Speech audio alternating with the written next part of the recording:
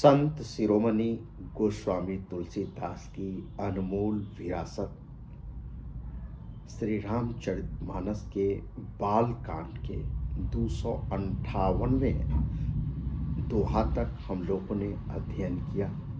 अब आगे अध्ययन हम लोग करेंगे। इसमें आप सभी सुधी प्रेमीजनों का हार्दिक अभिनंदन है। आइए हम लोग शुरू करें।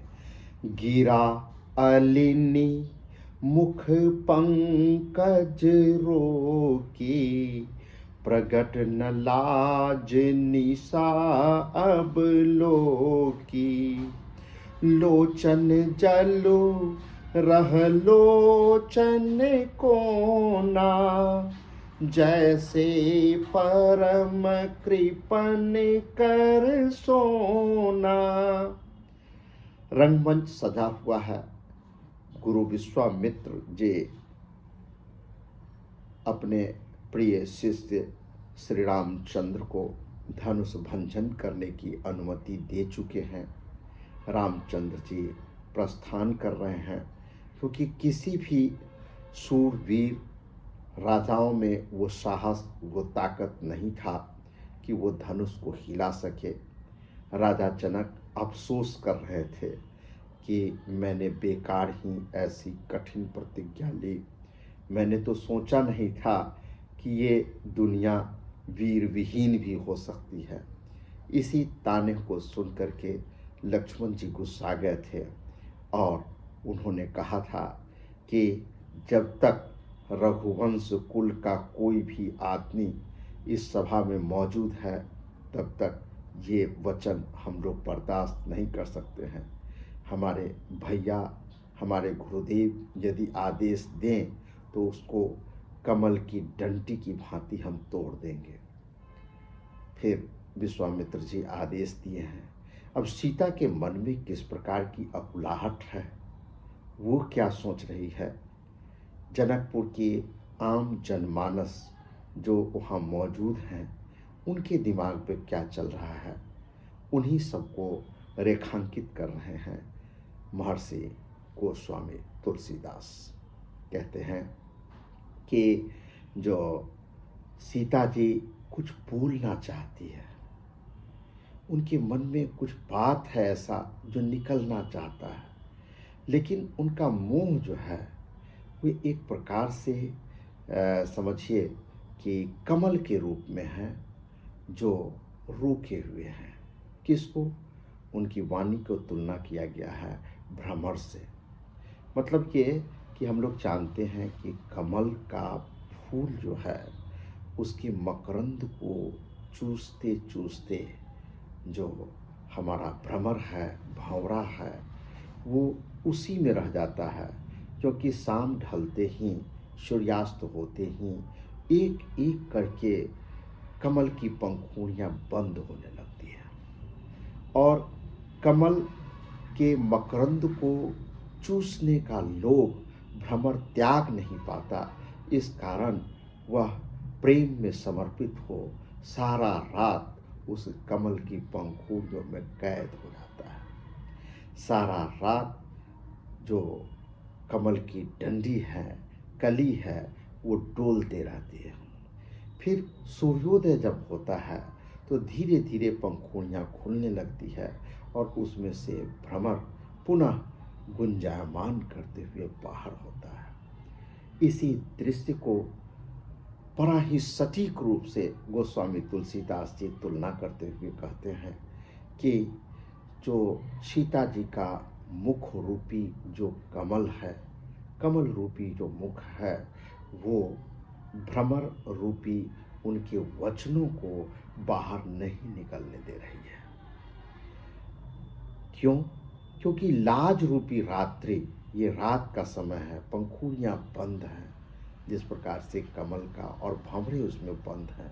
यहाँ पर जो सीता जी के मन में सकुचाहट है, उस लज्जा की तुलना रात्रि से कर रहे हैं और कह रहे हैं कि रात्रि रूपी जो उनकी लज्जा है वो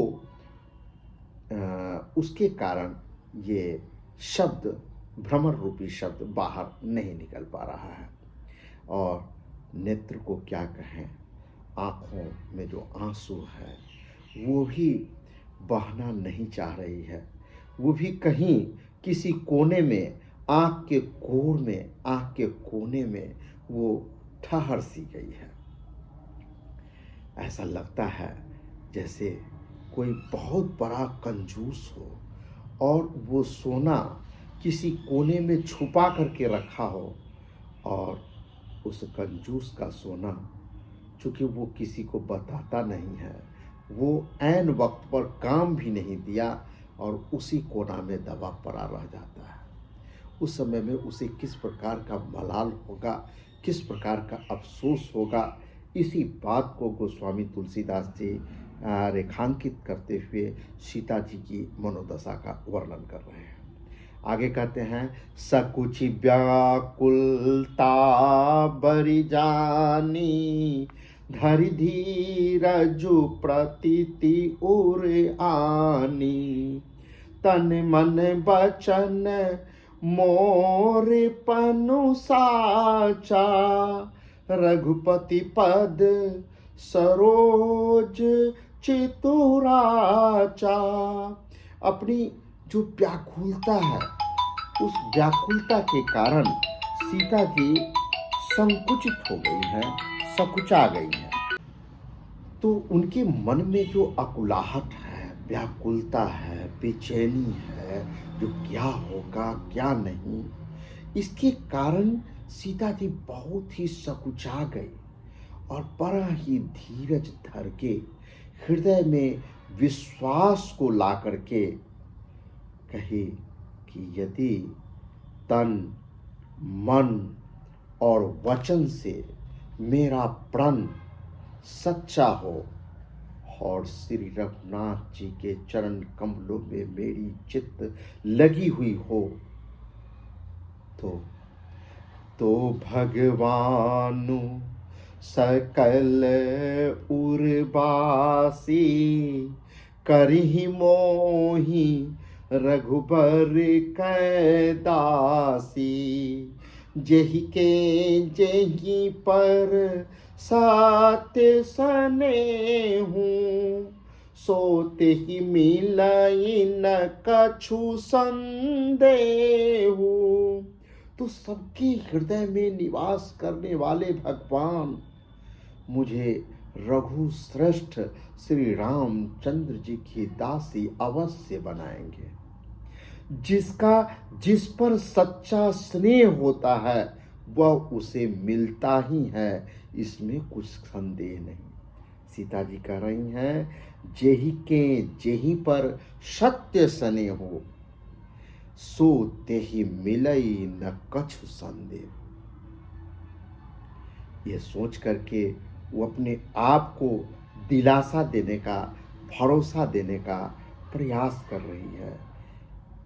प्रभु तन चितई प्रेम तन ठाना, कृपा निधान राम सबु जाना, सियहि बिलो की तकेऊ धनु कैसे, चितव गरूर लघु ब्याल ही जैसे। कहते हैं कि सीता जी लज्जा से सिकुड़ी हुई है और कभी कभी सिर उठा करके रंगमंच के ऊपर मंच पर देख लेती हैं और प्रभु की ओर देख करके सीता जी के शरीर के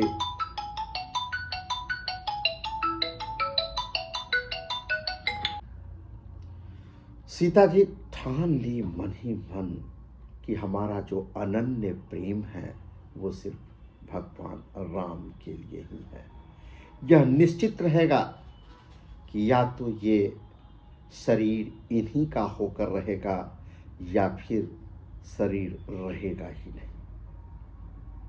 कृपा निधान श्री रामचंद्र जी सब जान गए। उन्होंने सीता जी को देखकर धनुष को ऐसे ताका जैसे गरुड़ छोटे से सर्प को देख करके मन ही मन सोचता है, उस हिसाब से ताका। गरुड़ सर्प का शिकारी होता है। गरुड़ के लिए कौन सी बड़ी बात है छोटा सा सर्प का शिकार करना। तो यहाँ पर उपमा गोस्वामी जी दे रहे हैं कि सियहि बिलो की तकेउ धनु कैसे, चितव गरूर लघु ब्यालहि जैसे। ब्याल मतलब सांप। लखन लखेऊ रघुवंश मणि, ताकेऊ उर को दंड, पुलक गात बोले बचन, चरण चापी ब्रह्मांडु। इधर जब लक्ष्मण जी ने देखा कि रघुकुल मणि श्री रामचंद्र जी ने शिव जी के धनुष की ओर ताका है, तो वे शरीर से पुलकित होकर के ब्रह्मांड को चरणों से दबा करके नीचे लिखे बातों को बोले। क्या बोले, अर्थात लखन जी क्या बोल रहे हैं सो सुने। दिसि कुंजरहु कमठ अहि कोला, धरहु धरनी धरी धीर न डोला, राम चहहि शंकर धनु तोरा, होहु सजग सुनी आयशु मोरा। हे दिग्गजों, हे कच्छप, हे शेष, हे वाराह, धीरज धरकर पृथ्वी को थामे रहो, जिससे यह हिलने न पावे। श्री रामचंद्र जी शिव जी के धनुष को तोड़ना चाहते हैं। मेरी आज्ञा सुनकर सब सावधान हो जाओ। इस चौपाई का तो सीधा सीधे अर्थ ये बैठता है कि श्री लक्ष्मण जी सर्वोच्च कमांडर हैं सेना के। ये पूरे ब्रह्मांड के जो सब सैनिक हैं, जो रक्षक हैं, जो इसके भार को संभालते हैं, उसको वो इस क्षण के लिए किस प्रकार से सतर्क कर रहे हैं, अलर्ट कर रहे हैं, उसको देखिए। चाप समीप रामू जब आए, मतलब धनुष के पास समीप राम चले गए। नर नारी ने सूर सुकृत मनाए, तो जितने भी पुरुष स्त्री देवी देवता सब विभिन्न रूपों में वहाँ मौजूद थे, वो सभी के सभी अपने अपने पुण्यों का स्मरण किया और सभी मन ही मन मना रहे हैं कि ये शुभ काम जितना जल्द हो उतना हो जाए। सबका संदेह और अज्ञान, नीच राजाओं का अभिमान, सब कर संसौ अरु अज्ञानु, मंद महिपन कर अभिमानु। मतलब राजा। भृगुपति केरी गर्भ गरुआई, सुरमुनि बरन केड़ी कदराई, सिय कर सोचू जनक पछतावा, रानिन कर दारुण दुख दावा। परशुराम जी के गर्भ की गरूरता, गुरुता मतलब भारीपन, देवता और श्रेष्ठ मुनियों की कातरता, भय, सीता जी का सोच, जनक का पश्चाताप और रानियों के दारुण दुख का दावानल। शंभु चाप बर बोहित पाई, चढ़े जाई सब संगो बनाई, राम बाहुबल सिंधु अपारू, चहत पारू नहीं को कर हारू। ये सब शिव जी के धनुष रूपी बड़े जहाज को पाकर समाज बनाकर उस पर जा चढ़े। ये श्री रामचंद्र जी की भुजाओं के बल रूपी अपार समुद्र के पार जाना चाहते हैं, परंतु कोई केवट नहीं है। राम बिलो के लोग सब चित्र लिखे से देखी, चितई सिया कृपायतन जानी बिकल विशेष। श्री रामचंद्र जी ने सब लोगों की ओर देखा और उन्हें चित्र में लिखे हुए से देखकर फिर कृपा धाम श्री राम जी ने सीता जी की ओर देखा और उन्हें विशेष रूप से व्याकुल जाना। देख विपुल बिकल बैदेही, निमिष बिहात कलप समतेही, त्रिषित बारी बिनु जो तनु त्यागा, मुए करई का सुधा तरागा। उन्होंने जानकी जी को बहुत ही बेचैन देखा। उनका एक एक क्षण कल्प की तरह बीतता था। यदि प्यासा आदमी पानी के बिना शरीर छोड़ते तो उसके मर जाने पर अमृत का तालाब क्या करेगा। कितनी सुंदर उक्ति गोस्वामी तुलसीदास जी ने प्रस्तुत किया कि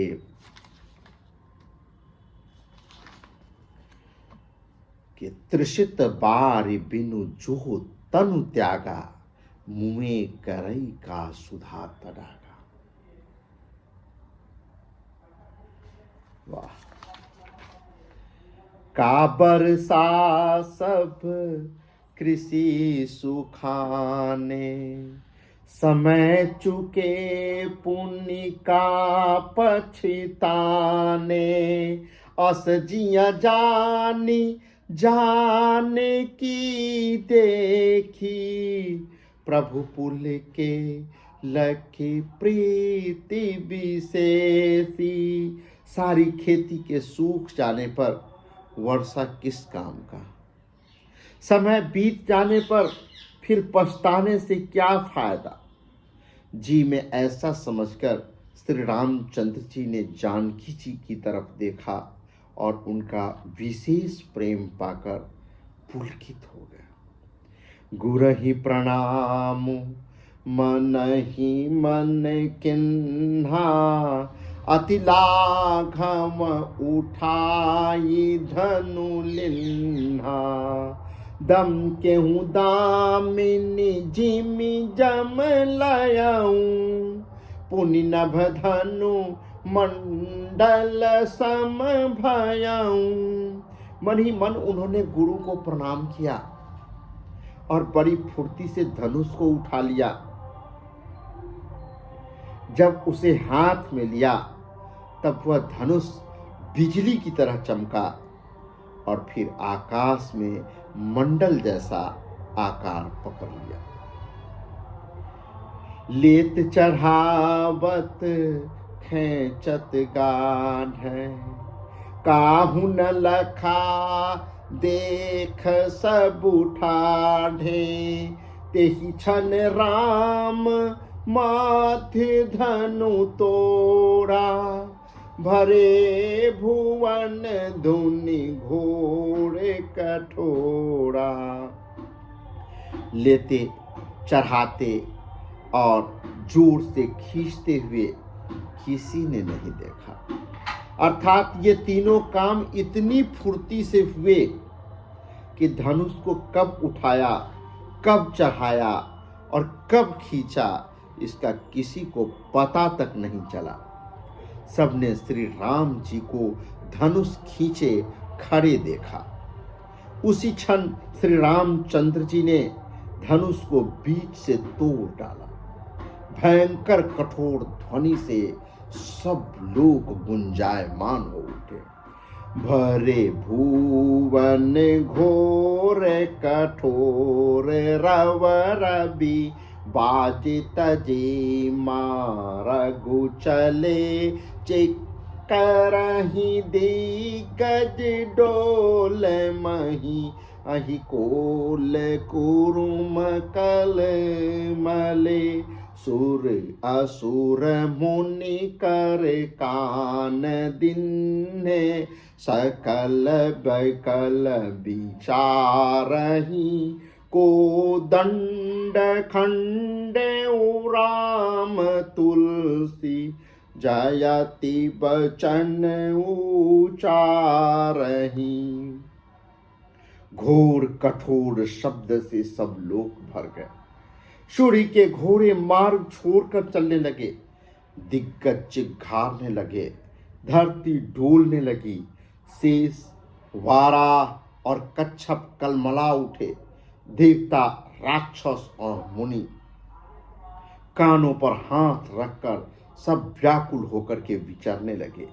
तुलसीदास जी कहते हैं, जब सबको निश्चय हो गया कि श्री राम जी ने धनुष को तोड़ डाला, तब सब श्री रामचंद्र जी की जय बोलने लगे।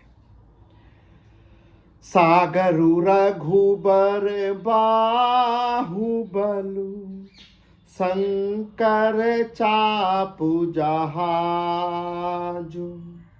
चढ़ा जो प्रथम ही मोहि बस बुरसो सकल समाजु। शिव जी का धनुष जहाज है और श्री रामचंद्र जी की भुजाओं का बल समुद्र है। धनुष टूटने से वह सारा समाज डूब गया जो मोहवश पहले इस जहाज पर चढ़ा था, जिसका वर्णन ऊपर आया है। प्रभु दो चाप खंड मही डारे देखी लोग सब भय सुखारे। कौशिक रूप पयो निधि पावन प्रेम बाड़ी अब गाहु सुहावन। प्रभु के धनुष के दोनों टुकड़े पृथ्वी पर डाल दिए। यह देखकर सब लोग सुखी हुए। विश्वामित्र रूपी पवित्र समुद्र में, जिसमें प्रेम रूपी सुंदर अथाह जल भरा है, राम रूप राखे सुनिहारी बढ़त बीच पुल कावली भारी। बाजे नभ गहे गहे निशाना देव बधु नाचहि करि गाना। राम रूपी पूर्ण चंद्र को देखकर पुलकावली रूपी भारी लहरें बहने लगी। आकाश में बड़े जोर से बड़े बड़े नगारे बजने लगे और देवांगनाएं गान करके नाचने लगी। ब्रह्मादिक सुर सिद्ध मुनीषा प्रभु ही प्रशंसहि देहि असीसा। बरिसहि सुमन रंग बहमाला गावहि किन्नर गीत रसाला। ब्रह्मा आदि देवता सिद्ध मुनीश्वर लोग प्रभु की प्रशंसा कर रहे हैं और आशीर्वाद दे रहे हैं। वे रंग बिरंगे फूल और मालाएं बरसा रहे हैं। किन्नर लोग रसीले गीत गा रहे हैं। रही भुवन भरी जय जय बानी धनुष भंग धुनि जात न आनी। मुदित कहीं जह तह नर नारी भंजहु राम शंभु धनु भारी। सारे ब्रह्मांड में जय जयकार वाणी गूंजने लगी। जिसमें धनुष टूटने की ध्वनि जान ही नहीं पड़ती। जहाँ तहाँ स्त्री पुरुष प्रसन्न होकर के कहते हैं कि श्री रामचंद्र जी ने शिव जी के धनुष को तोड़ डाला। बंदी मागध सूत गण विरुद्ध बदहि मति धीर करहि निछावड़ लोग सब है गए धन मनि चीर। धीर बुद्धि वाले भाग मागध और सूत लोग बिरदावली कीर्ति का बखान कर रहे हैं। सब लोग घोड़े हाथी धन मणि और वस्त्र निछावर कर रहे हैं। इसी के साथ 262वां दोहा बालकांड का संपन्न हुआ और इसी के साथ इजाज़त हम लेना चाहेंगे, फिर आगे पढ़ेंगे। जय हिंद, जय श्री राम, जय भारत।